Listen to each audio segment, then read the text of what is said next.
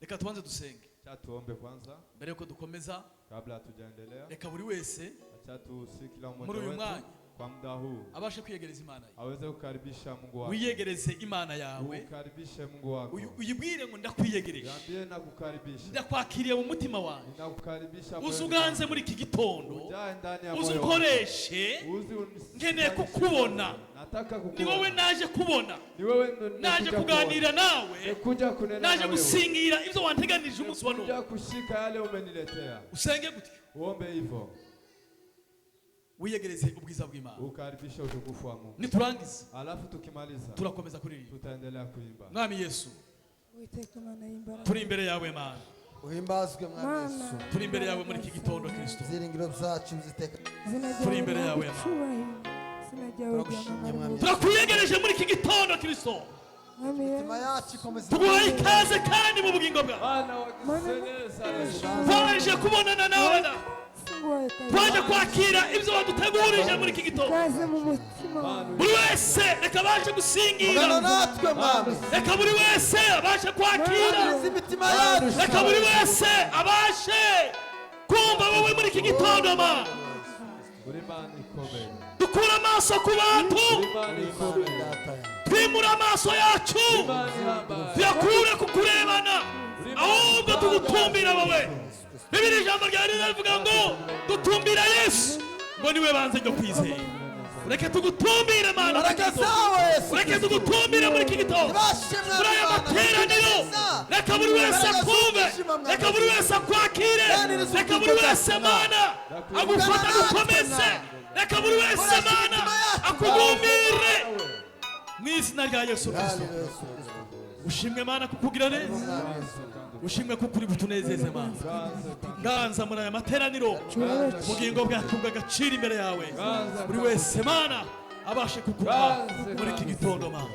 Asante kuko ubikoze kandi asante kuko Mana uri kumwe natwe. Ni mu izina ryawe Data tubisabye. Ngacuranga.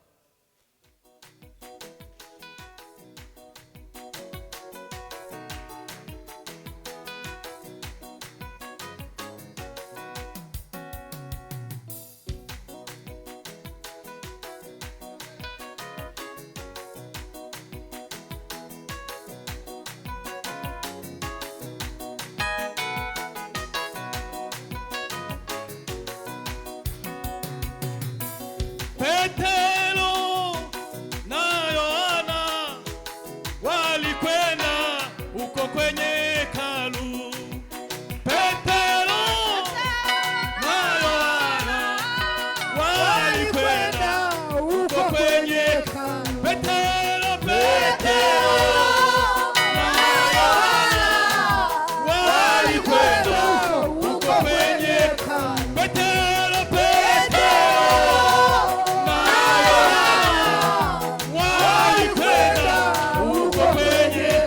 wakakuta kiwete kimoja kisipojiweza kinaomba chakula. Wakakuta kiwete kimoja kisipojiweza kinaomba chakula. Wakakuta kiwete kimoja kisipojiweza kinaomba. Wakakuta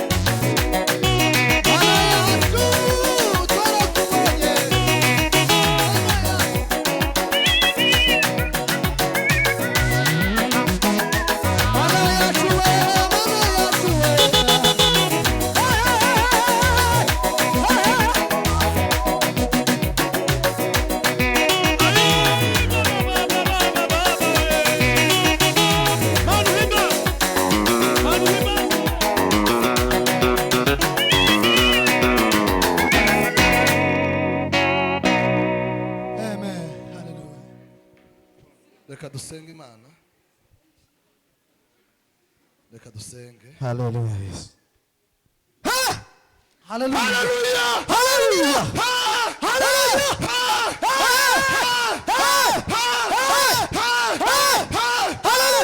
Hallelujah. Somebody amen. Hallelujah. Sema hallelujah. Hallelujah. Hallelujah. Ngene data agira gahunda. Agira gahunda cyane. Tuguwa na Kubera ko shimunda kubera ko tunezererewe Imana. sababu tumemfurahia Mungu. Nubusabe.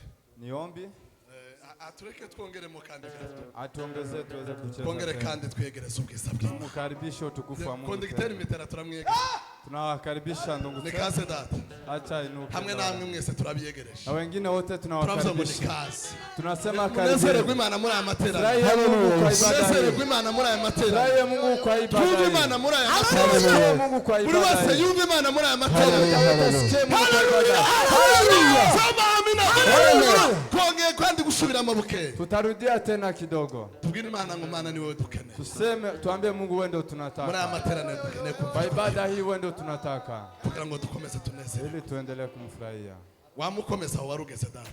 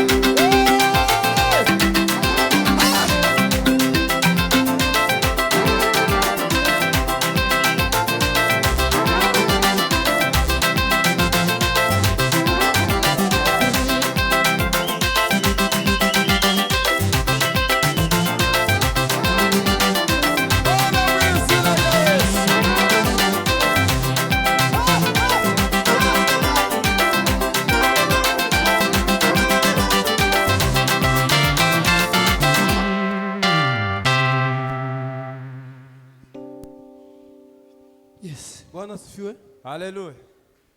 Murakoze cyane. Mugize neza.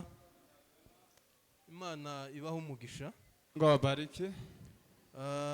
Rero dufungure za Bibiliya zacu. Fungue Biblia zetu. Some muri Yohana. Tuseme Yohana. Jambo ryo gufungura amateraniro y'uyu Neno la munsi. kufungua ibada ya siku ya leo. Ni Yohana ibice 15 no ku 14. Yohana 15 na haya yake ya 14. Aravuga ngo muri inshuti zanje nimukora ibyo mbategeka.